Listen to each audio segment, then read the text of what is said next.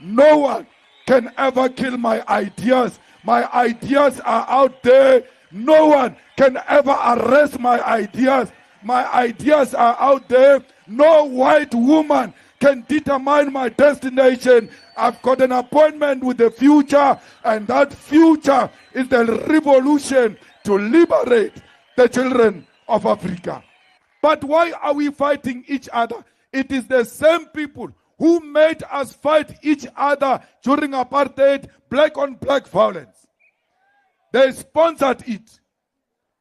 The same provinces where blacks were killing blacks during apartheid, sponsored by apartheid government, is the same provinces where blacks are beating blacks today. The script is the same.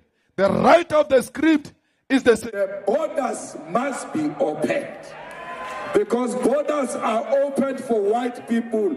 When there is a white person from Mozambique who can't even speak English, you welcome them.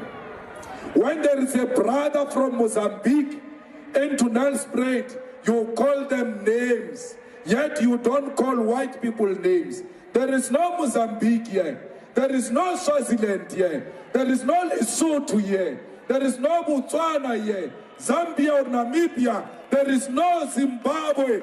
There is Africa, the continent of our ancestors.